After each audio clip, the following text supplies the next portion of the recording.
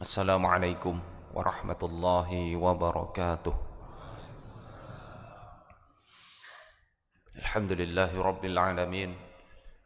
Wabihi nasta'inu ala umurid dunya waddin. Wassalatu wassalamu ala ashrafil anbiya'i wal mursalin, nabiyyina Muhammad wa ala alihi wa sahbihi wat tabi'in wa man tabi'ahum bi ihsanin ila yaumiddin. Amma ba'd. Faqad qala Allah Ta'ala fi kitabihil karim, ya ayyuhalladzina amanu taqullaha wal tanzur nafsum ma qaddamat lighad wattaqullaha innallaha khabirum bima ta'malun.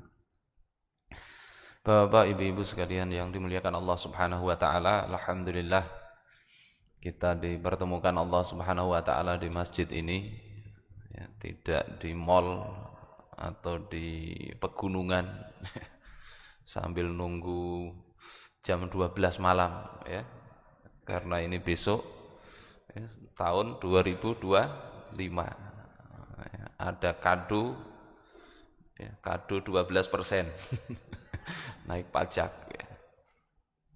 Kemarin hari Sabtu kita ke Kandangan mau pengantenan, menghadiri walimah, ngisi bensin.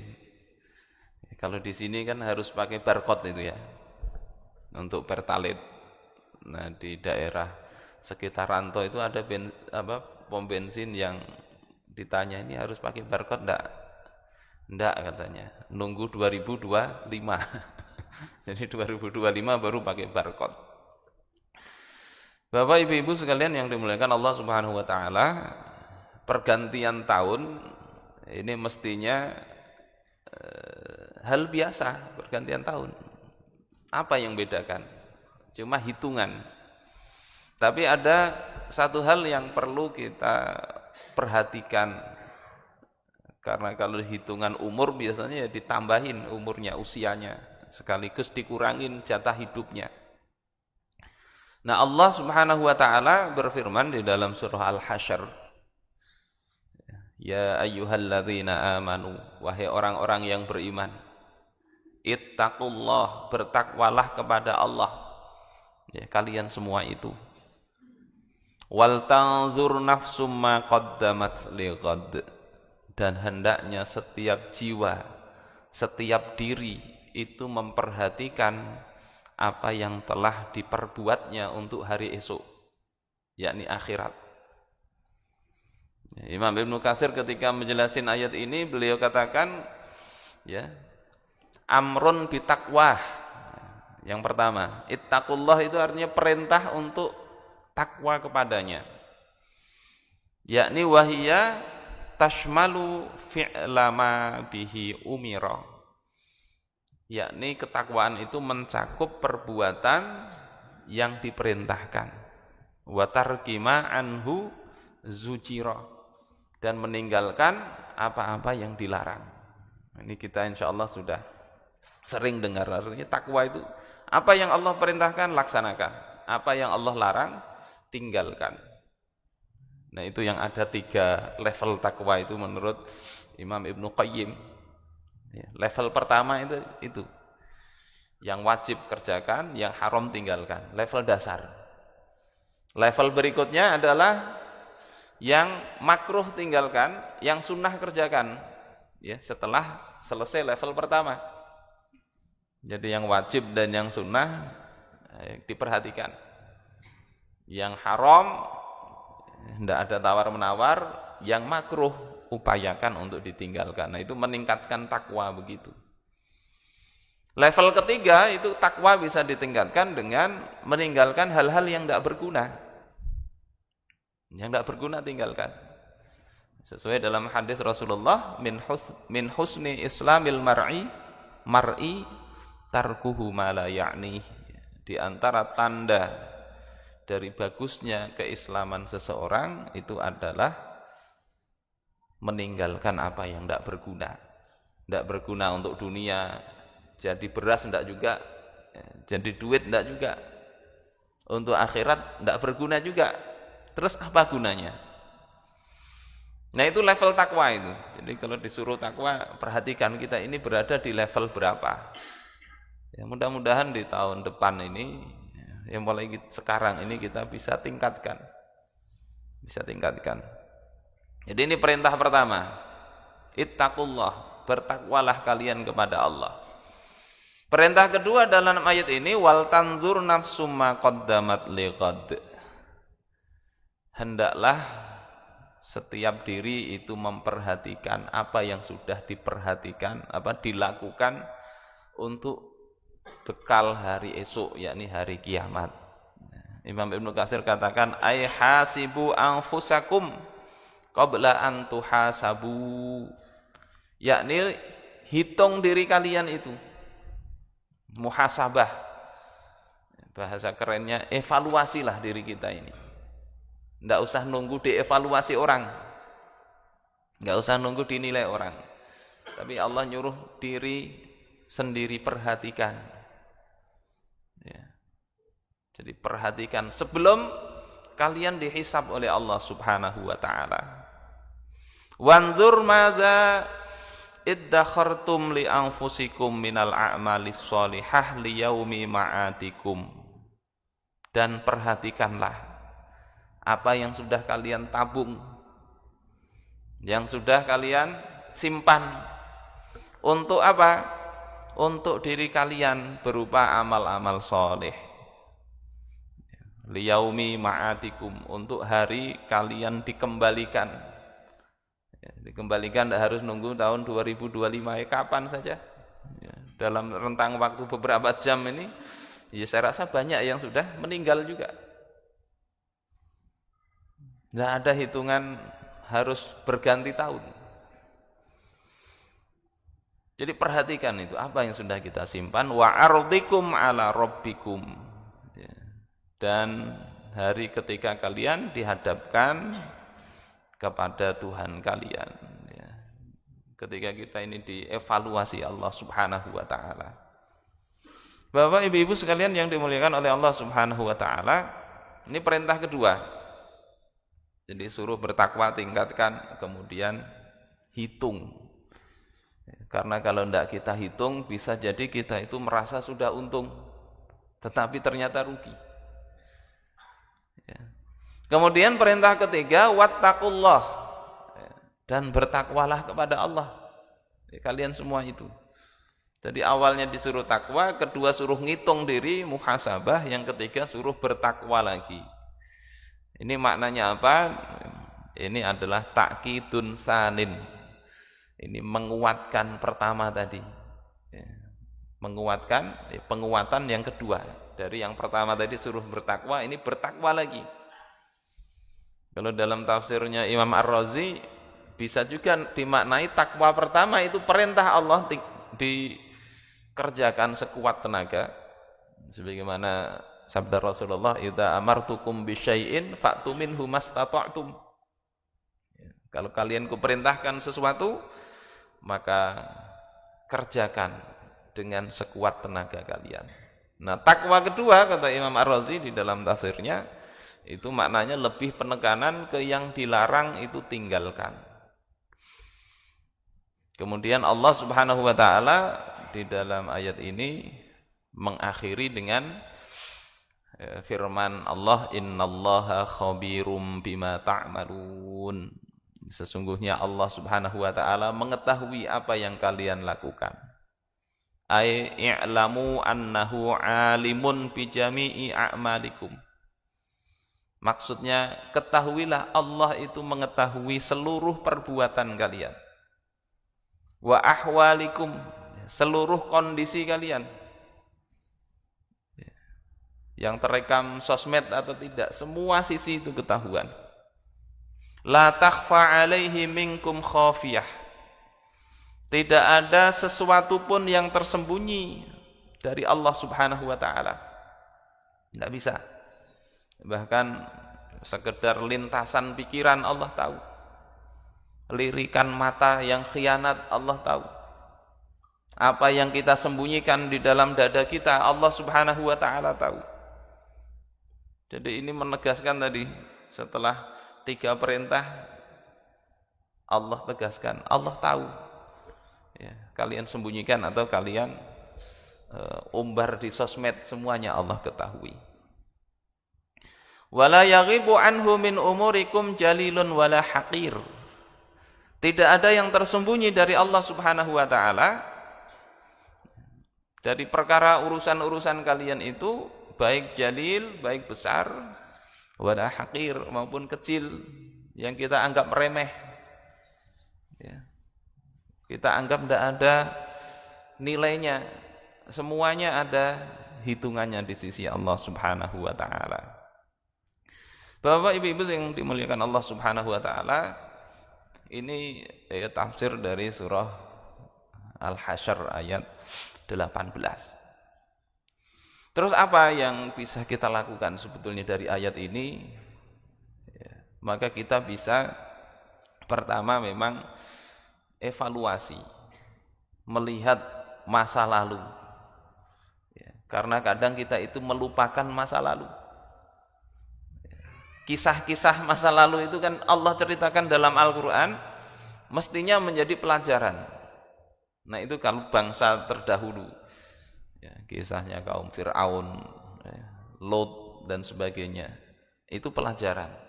Masa lalu kita itu juga pelajaran, walaupun tidak ada dalam Al-Quran.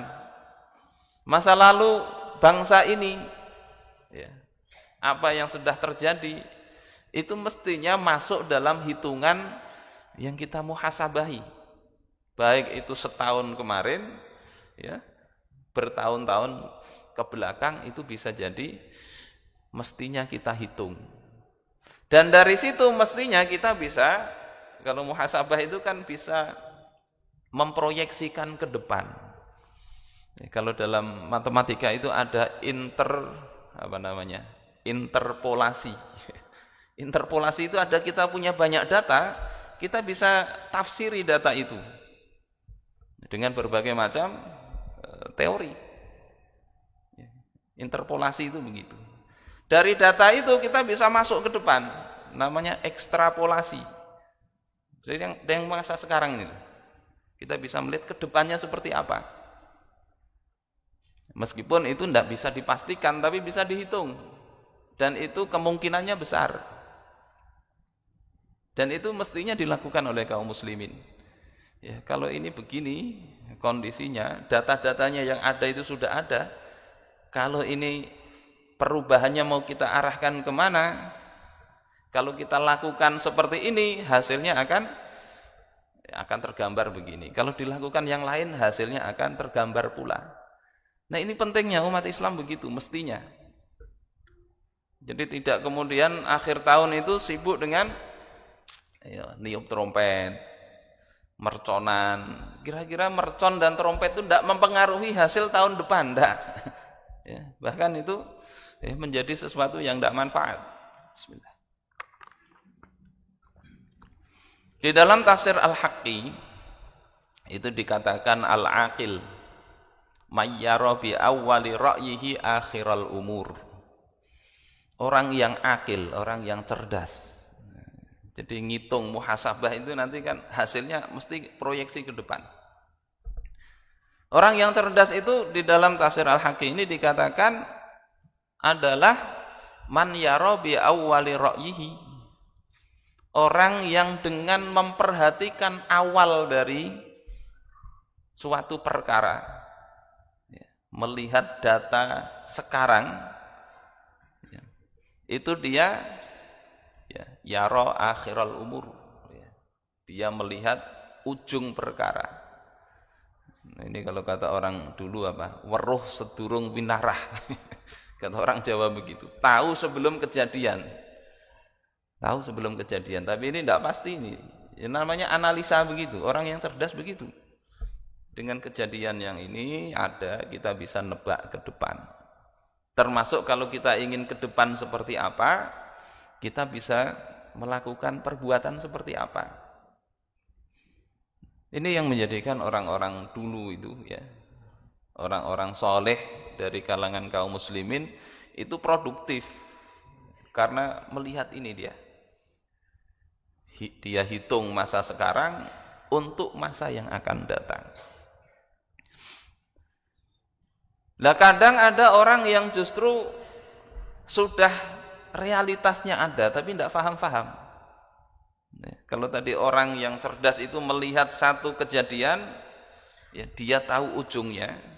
Ini ada orang yang tidak ngerti, walaupun sudah di ujung dia masih tidak paham apa yang sedang terjadi. Bapak ibu-ibu sekalian yang dimuliakan Allah Subhanahu wa taala, ini yang mesti kita perhatikan ya. Coba kita renungin apa yang sudah kita lakukan. Bisa jadi juga apa yang terjadi sekarang ini kan hasil-hasil dari perbuatan kita yang sudah kita lakukan sebelumnya. Terus kita bisa siapkan apa untuk ke depan itu. Ke depan dalam rangka di dunia ini yang sederhana dan ke depan untuk urusan akhirat. Terutama bagi orang-orang yang sudah menua kita ini. Banyak sudah tua kayaknya di sini ya, walaupun ada sebagian yang anak-anak. Imam Al-Ghazali di dalam Ayyuhal Walad beliau katakan, "Wa man jawazal arba'in." Siapa yang sudah melewati usia 40 tahun. Kira-kira banyak kalau sudahlah. Saya sudah lewat 10 tahun dari 40 tahun. 50 sudah. Ya, ibarat panggilan itu hampir berangkat. Ya. Kelebihan berapa Pak Haji? Berapa usia?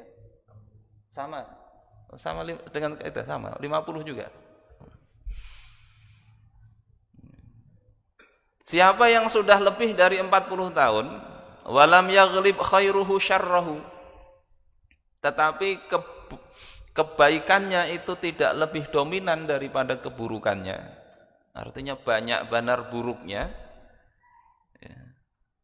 Kebaikannya sedikit, fal yatajahhaz ilan nar, maka bersiap-siaplah dia itu untuk masuk ke dalam nerakanya Allah Subhanahu wa taala. Ya. Na'udzubillah. Sehingga kita ini mestinya harus hitung terus. Ini sisa usia kita ini yang ya tinggal berapa tahun lagi ini, mestinya kan kita perhatikan, dieman-eman, dipergunakan sebaik mungkin untuk apa? Menutupi kekurangan-kekurangan kita pada masa lalu. Hanya saja memang waktu itu kan sebetulnya ada cuma 3. Kata Imam Al-Hasan Al-Basri, sehingga ngitung atau muhasabah itu mestinya bukan tahunan, di akhir tahun baru ada refleksi akhir tahun. Itu untuk suatu bangsa yang besar mungkin iya, untuk satu masyarakat iya, tetapi untuk individu muhasabah itu mestinya harian. Di dalam kitab Al-Zuhdu karya Imam Al-Baihaqi, Imam Al-Hasan Al-Basri seorang tabi'in senior ya, wafat tahun 110 Hijriah. Beliau katakan, ad-dunya salah satu ayyam, dunia ini hakikatnya cuma 3 hari ya, 3 hari. Amma amsi faqad dhahaba bima fih, adapun ya yang kemarin itu telah berlalu seluruhnya. Jadi hari kemarin itu sudah lewat. Wa amma ghadan fala'allaka la tudrikuh. Adapun besok ya, itu bisa jadi kalian tidak jumpai. Jadi kalau kita ini hidup kita itu cuma tinggal sepertiga awalnya itu kemarin itu sudah tidak bisa kita kejar, sepertiga besok itu belum tentu kita dapati. Wal yaumu fa'mal fi, maka hari ini ya beramallah di dalamnya. Jadi tinggal sekarang ya, masa yang kita bisa bernafas ini masa yang memang kita miliki, yang dengan masa ini sebetulnya kita bisa ya, ini luar biasanya Islam ya. Dengan masa yang cuma sepertiga, yakni yang kita hadapi sekarang ini, yang kita lalui, itu bisa kita gunakan untuk mengoprek, ya, kalau sekarang mengoprek, memperbaiki masa kemarin. Masa lalu itu bisa diperbaiki sebetulnya. Meskipun kita nggak bisa kembali ke sana, tapi bisa kita perbaiki dari sekarang, di sini. Jadi bukan berarti sudah berlalu itu sudah kelewat. Enggak, itu bisa diperbaiki. Yakni dengan apa? Dengan cara tobat. Ya. Dengan cara bertaubat. Makanya dalam hadis itu kan ittaqillah haitsu makunt. Bertakwalah kepada Allah dimanapun berada. Bagaimanapun kondisi kalian, bagaimanapun keadaan kalian. Kemudian wa'at bi'is sayyi'atal hasanata tamhuha, dan ikutilah perbuatan buruk itu dengan perbuatan baik. Tamhuha, maka perbuatan baik itu bisa menghapus perbuatan buruk tersebut. Kapan perbuatan baik dilakukan? Ya sekarang. Perbuatan buruk yang sudah terjadi terlanjur itu bisa diperbaiki, bisa dihapus, ya. Bisa dihapus dengan tadi. Tinggal betul-betul menghapusnya itu kita sanggup enggak? Karena berat. Makanya dikatakan di dalam perkataan Hudzaifah bin Al-Yaman itu apa? Wa tarkul khati'ah aisaru min talabit taubah. Meninggalkan kesalahan itu lebih mudah daripada mencari jalan untuk bertobat. Kita kadang dengar hadis yang pertama tadi, kalau sudah terlanjur berbuat buruk bisa kita hapus. Akhirnya kita mungkin menggampangkan, berbuat buruk tidak apa-apa, nanti kita tinggal istighfar tobat. Tapi kalau sudah dilakukan keburukan itu, mencari tobat itu sulit. Lebih mudah tinggalkan daripada mencari jalan tobat. Karena tobat itu pertama kan harus syaratnya ada penyesalan, an-nadam. Orang kadang berbuat dosa itu mencoba sekali, ingin 2 kali. Mencoba 2 kali, ingin 3 kali. Akhirnya tidak ada menyesalnya sampai mati. Sehingga lebih mudah tinggalkan itu. Ini dosa apa saja. Entah itu masalah perempuan, perzinaan, perselingkuhan. Sulit untuk berhenti. Atau masalah narkoba, mabuk. Atau masalah-masalah yang lain, berdusta misalnya. Berdusta ini berhenti juga sulit. Nanti dia nuntut untuk berdusta lagi untuk menutupi kedustaan sebelumnya. Sehingga tinggalkan sejak awal itu lebih mudah. Ini masa lalu bisa diperbaiki, masa depan itu bisa diperbaiki sejak sekarang. Yakni dengan apa? Dengan menguatkan tekad. Ada azam, ada himmah, ada niat. Niat yang baik itu sudah dihitung sebagai satu kebaikan meskipun belum dilakukan. Ya. Himmah hasanah kalau di dalam hadis itu, cita-cita yang bagus. Sehingga kita ini belum melakukannya, mungkin meninggal itu sudah terhitung melakukan kebaikan tersebut. Ya, sampean misalnya hadir di majelis ini, di masjid ini, ada pengajian apalagi besok misalnya, sampean sudah dalam hati bertekad ingin hadir, ya, ternyata malam meninggal, besok tidak bisa hadir.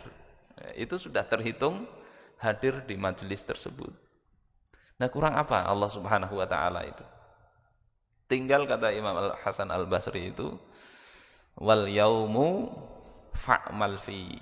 Maka pada hari sekarang inilah beramal di dalamnya. Bapak Ibu yang dimuliakan Allah Subhanahu wa taala, ini pula yang dinasihatkan kepada Imam Sufyan Ats-Tsauri dari Rabi'ah di dalam kitab Sifatus Safwah. Innama anta ayyamum ma'dudat.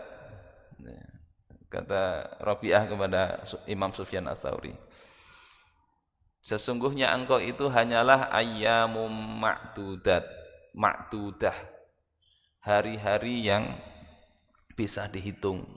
Hakikat kita ini seperti kumpulan hari. Fa idza dzahaba yaumun dzahaba ba'duka. Kalau satu hari lewat, ya, maka hilang sebagian diri engkau. Ibarat kita ini kumpulan lidi gitu ya, satu lidi diambil, itu berarti habis kita itu. Satu hari diambil, habis kita ini. Coba kita renungkan, kita ini seperti itu kondisinya. Semakin dekat kepada kematian. Walaupun kita tidak tahu kapan itu ya. Makanya salah satu disebut di dalam Al-Quran tadi pakai bentuk nakirah. Wal tanzur nafsun ma qaddamat lighadin. Ghad itu enggak pakai alif lam, itu menunjukkan memang tidak diketahui bagaimana dahsyatnya hari kiamat nanti, kapan datangnya itu tidak diketahui. Sehingga harus siap-siap. Sehingga ketika satu hari habis sebagian diri kita. Wa yushiku idza dzahabal ba'du ayyadhhabal kullu. Dan hampir-hampir kalau sebagian itu sudah hilang, maka keseluruhan juga akan hilang. Wa anta ta'lam, dan engkau tahu itu. Fa'mal, maka beramallah. Bapak ibu-ibu yang dimuliakan Allah Subhanahu wa taala, terus persoalan berikutnya yang kita hitung itu apa?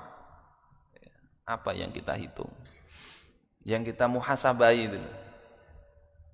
Sebetulnya ya banyak.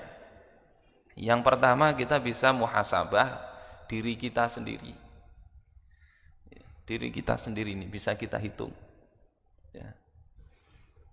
Apa yang sudah kita capai dalam tahun ini, apa yang kita rencanakan kemarin tercapai apa tidak, problem apa yang kita temui dalam tahun ini, secara individu bisa kita hitung, bikin coret-coretan. Kalau di manajemen ada analisis SWOT, analisis SWOT, di mana kekuatan kita, mana kelemahan kita ini apa. Sehingga kita bisa punya strategi nanti, apa yang bisa kita lakukan untuk memperkuat kelemahan kita, untuk mengoptimalkan apa yang kita punya kemampuan itu. Oh, saya banyak uangnya. Nah, tinggal gimana menggunakan uang itu untuk maksimal dalam beribadah. Disumbangkan apa? Sebelumnya saya ngisi di satu masjid, setelah ini ada yang nanya, ini kalau wakaf ya, diminta bantuan untuk beli kipas angin atau apa, itu pada males jamaah. Sukanya beli kayak keramik ya. Ya. Karena awet, kalau kipas angin begitu rusak tidak dapat lagi. Ya. Ada yang tidak mau kalau nyumbang untuk bangun WC. Ya, WC itu kan tidak untuk ibadah. Tidak gitu ya. Allah itu melihat bukan besar kecilnya begitu ya. Walaupun memang betul kalau kita amal jariah, ya amal jariah yang nyumbang tiang, ya, sampai tiangnya sampai kapanpun kan itu dapat mengalir pahalanya. Tetapi hitung-hitungan itu tidak mesti begitu. Hitungan itu yang penting Allah itu lebih ridho yang mana. Sehingga ketika ada orang miskin, kelaparan misalnya, itu yang lebih penting untuk dikenyangkan. Meskipun setelah kenyang nanti dia tengah hari lapar lagi. Jadi tidak hitung-hitungan, oh ini habis amal saya itu. Ya, mengenyangkan cuma sebentar. Tapi lihat Allah itu ya, ketika Allah itu senang, maka tanda Allah senang di dalam Lataiful Ma'arif itu. Ya. Wa jazaa'ul hasanah al-hasanatu ba'daha. Balasan dari kebaikan itu adalah diberikan kebaikan setelahnya. Artinya kalau kita ini tanda amal kita ini disenangi Allah, diterima, Allah akan jadikan kita itu mudah berbuat baik. Allah ridha, Allah mudahkan kita. Jadi itu diperhatikan begitu.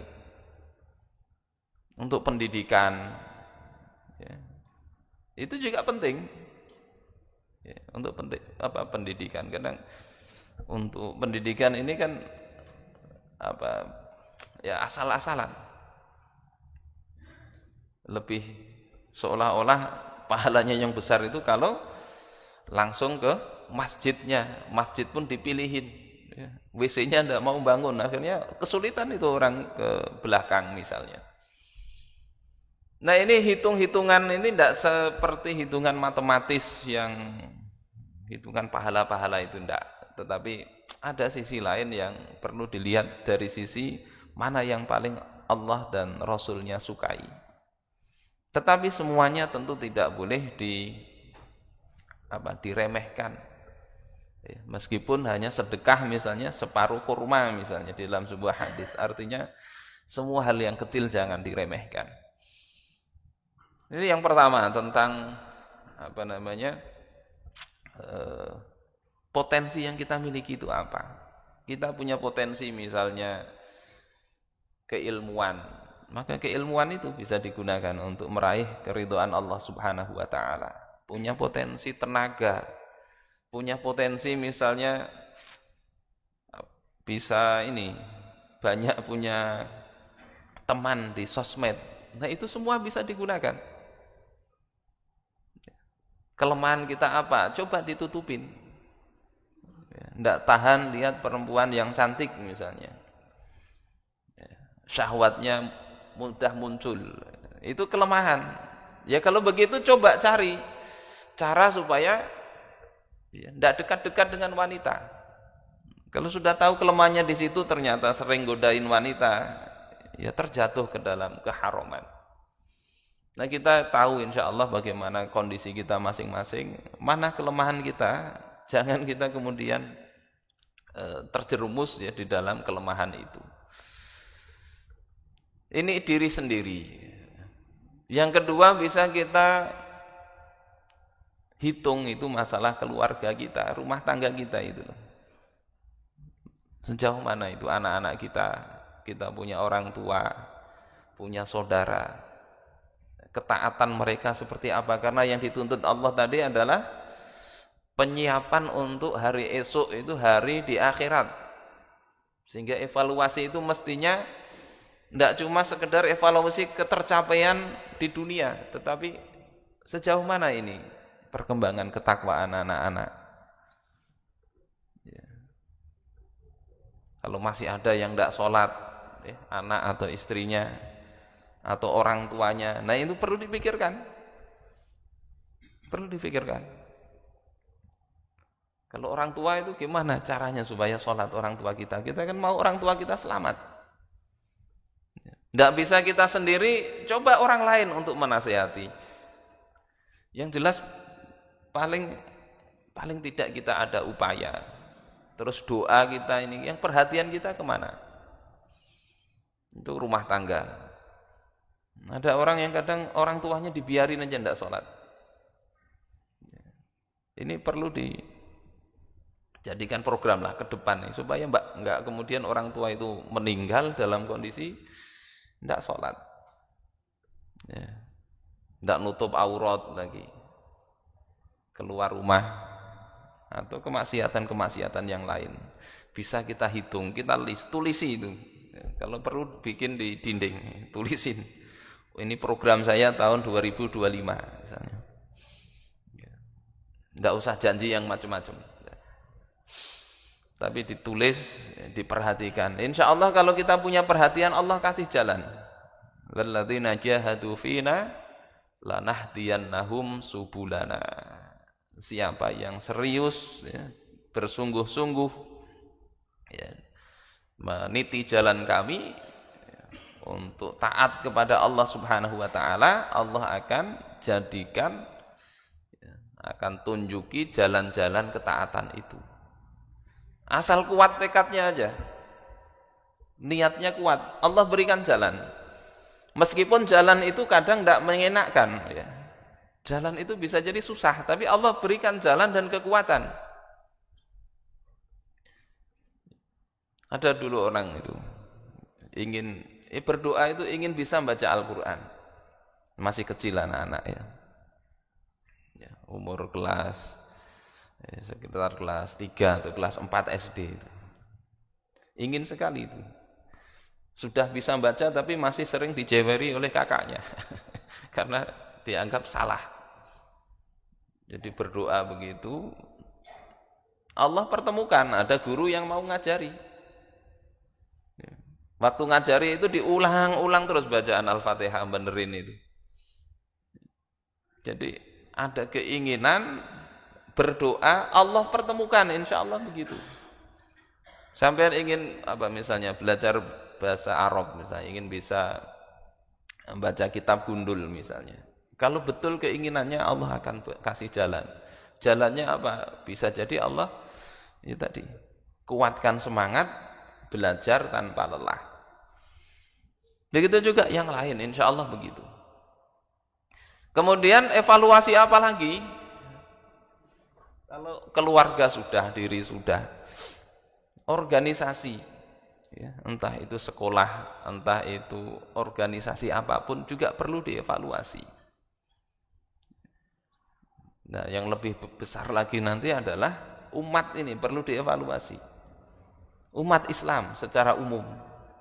Karena kita tidak boleh dalam diri kita ini abai terhadap kondisi umat. Dalam hadis sahih kan dikatakan perumpamaan orang yang beriman itu seperti satu tubuh. Satu tubuh yang normal, satu tubuh itu kan kita memperhatikan anggota tubuh kita yang lain. Sehingga kalau kita tidak ada peduli terhadap anggota tubuh kita yang lain, berarti tubuh kita itu tercerai-berai, termutilasi. Bisa jadi kita ini tidak pantas disebut sebagai orang yang hidup. Iman kita tidak bisa disebut iman yang hidup karena kita tidak peduli dengan kondisi umat ini. Ya. Dalam riwayat dikatakan wa man lam yahtam bi amril muslimin falaisa minhum. Siapa yang tidak punya perhatian kepada urusan kaum muslimin, maka mereka bukan termasuk golongan kaum muslimin secara hakiki, tidak sempurna itu. Terus kalau bicara umat, nah ini tentu problemnya lebih besar lagi. Lebih pahit lagi kondisi umat sekarang ini. Kenapa demikian? Ya itu perlu dihitung ulang. Perlu dihitung ulang. Karena apa? Umat kita ini, umat Islam kan semestinya umat terbaik. Allah katakan, kuntum khaira ummah. Kalian ini umat terbaik. Ukhrijat linnas. Yang dilahirkan untuk manusia. Dalam surah Ali Imran begitu. Kalian umat terbaik. Masa umat terbaik kondisinya seperti ini coba? Menyelesaikan persoalan Palestina sampai sekarang nih korbannya ya bisa jadi 50.000 itu yang terbunuh di sana. Tidak selesai-selesai. Masa umat terbaik begini? Di Suriah misalnya. Orang berjihad, ya, mujahidin. Tetapi akhirnya yang memimpin akhirnya ditanya apakah mau menerapkan sistem ekonomi kapitalis barat. Tidak kemudian menjawab dengan tegas, tidak. Ditanya apakah mau menerapkan hukum-hukum Islam. Katanya juga jawabnya tidak. Ini kan hampir mirip seperti di Indonesia itu. Dulu. Ketika misalnya Ki Bagus Hadikusumo, ya, tokoh-tokoh Islam itu ingin agar ini menerapkan hukum Islam, tetapi pemimpinnya yang mimpin revolusi justru malah tidak mau. Dan kemudian kaum muslimin kalah terus karena ya, kompromi. Akhirnya ya, umat terbaik tadi tidak jadi umat terbaik. Karena apa? Rahasia umat ini menjadi terbaik ketika menjalankan sistem terbaik. Sistem terbaik yang digali dari kitab terbaik. Kitab terbaik yang dibawa oleh nabi terbaik. Yang mendapatkan wahyu lewat malaikat terbaik pula. Rahasianya kan di situ. Umat terbaik itu begitu. Sehingga Qadhi'iyat di dalam Asy-Syifa bi Ta'rifi Huquqil Mustafa beliau mengatakan la yasluha akhiru hadhil ummah illa bima saluha bihi awwaluha. Tidak akan pernah baik umat akhir ini kecuali jika menggunakan menjadikan apa yang menjadikan umat terdahulu menjadi umat terbaik. Ini juga perkataan Imam Malik, ya, kurang lebih redaksinya begitu. Umat ini tidak mau baik kalau tidak pakai sistem terbaik. Coba kita bisa lihatlah kondisi data-data yang ada itu, kayak pembunuhan misalnya. Dalam 3 tahun terakhir itu di Indonesia ada 3.000 kasus. 3.000 kasus pembunuhan. Macam-macam pembunuhannya itu. Termasuk aparat yang ada tiap tahun itu sekitar 600 kasus. Di Indonesia. Belum yang bunuh diri. Belum yang lain-lain, belum aborsi dan sebagainya. Ini masa gambaran umat terbaik begitu. Meskipun kalau dibandingkan dengan negeri yang lain, ya, negeri misalnya Amerika itu jauh lebih banyak kasus pembunuhan di sana. Ya, setahun terakhir itu ada 11 kali kasus penembakan massal. Ya, kalau di rata-rata itu bisa satu angka kematiannya itu bisa 19 per 100.000 penduduk. Ya, 19 orang yang terbunuh di Amerika itu. Penduduknya 230 jutaan. Jadi kalau di rata-rata pembunuhan di sana itu bisa 63.000 kasus. Ya. 63.000 kasus setahun itu. Lebih banyak dari korban perang Israel dengan Palestina. Itu kadang orang nonton tembakinya. Kenapa ini bisa terjadi tadi? Ya perlu dievaluasi ini karena memang aturannya begitu. Aturan yang dipakai bukan aturan dari Allah Subhanahu wa taala. Kita begitu senang dengan Al-Qur'an. Ya. Dibaca ini ibadah, dimusabaqahkan, dilombakan, dihafal, bangga kita dengan itu semua. Tapi anehnya begitu ada orang yang ingin agar hukum-hukum yang ada di dalam Al-Quran itu diterapkan, dituduh itu orang memecah belah. Ya.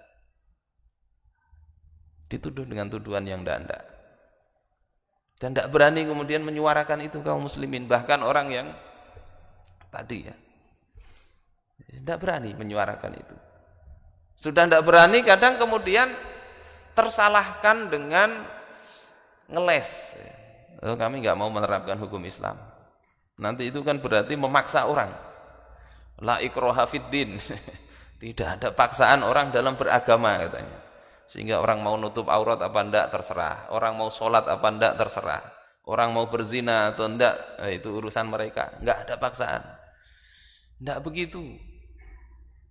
Rasulullah Shallallahu Alaihi Wasallam itu sendiri beliau menerapkan hukum Islam. Siapa yang lebih baik, lebih faham tentang Al-Quran daripada Rasul?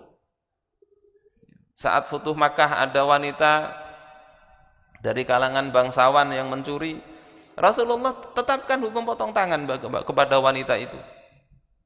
Dan betul-betul dilaksanakan. Bisa dilihat di dalam Sahih Bukhari. Ada orang yang berzina, ya, 2 orang Yahudi berzina yang sudah muhsan, Rasulullah terapkan hukum had zina itu. Ada sahabat yang khilaf berzina, Rasulullah terapkan juga kepada Ma'iz dan Ghamidiyah. Ada sahabat yang tetap mabuk walaupun itu sudah jarang, ya. Rasulullah terapkan itu. Rasulullah pukul itu 40 kali. Enggak sholat apalagi, masuk dalam bab takzir. Dan ini yang menjadikan umat itu baik akhirnya. Umat itu baik. Bukan dengan alasan, ini kalau disuruh-suruh gitu nanti kan munafik. Ya. Sholat tapi karena disuruh. Ya. Ini satu hal yang kacau. Rasulullah SAW tidak seperti itu. Makanya di dalam sebuah riwayat dikatakan, innallaha la yaza'u bis sultan ma la yaza'u bil Islam. Allah Subhanahu wa taala itu betul-betul mencegah dengan kekuasaan apa saja yang tidak bisa dicegah dengan Al-Qur'an. Al-Qur'an walaupun dibacakan di ini tidak bisa mencegah kemungkaran. Karena manusia itu kadang lebih takut kepada penguasa daripada takut kepada Allah Ta'ala. Ada hukum begitu. Sehingga penguasa itu, kekuasaan itulah yang kemudian Allah jadikan sebagai wasilah di dalam menerapkan hukum-hukum Allah Ta'ala. Dan dengan begitu harapannya manusia itu akan menjadi lebih baik lagi. Yang sebagaimana di dalam Al-Quran itu, kuntum khaira ummatin ukhrijat linnas, kalian itu adalah umat terbaik yang dilahirkan untuk manusia. Kenapa alasannya? Ya, karena ta'muruna bil ma'ruf wa tanhauna 'anil munkar wa tu'minuna billah. Menyuruh yang ma'ruf, mencegah yang mungkar, dan beriman kepada Allah Subhanahu wa taala. Mudah-mudahan Allah Subhanahu wa taala menjadikan ya, tahun depan ini minimal kita tanam himmah, tekad, keinginan untuk lebih taat kepada Allah Subhanahu wa taala di dalam semua aspek kehidupan kita, diri kita, keluarga kita, masyarakat. Tanamkan itu sehingga kita dapat barokah dari himmah yang baik tadi. Yang kedua, kita bisa bertobat dari apa yang kebiasaan-kebiasaan buruk kita. Ya, hal-hal yang tidak pantas bisa kita tinggalkan. Dan yang sekarang ini kita mantapkan ya, niat kita untuk menapaki kehidupan yang lebih baik ya, meningkatkan ketakwaan kita kepada Allah Subhanahu wa taala. Ini mungkin yang bisa ulun sampaikan. Mohon maaf kalau ada kata-kata yang kurang berkenan di hati pian semuanya. Kita akhiri dengan doa kifarah majelis. Subhanakallahumma bihamdika asyhadu an la ilaha illa anta astaghfiruka wa atubu ilaik. Hadanallahu wa iyyakum ajma'in wa lafu minkum. Wassalamualaikum warahmatullahi wabarakatuh.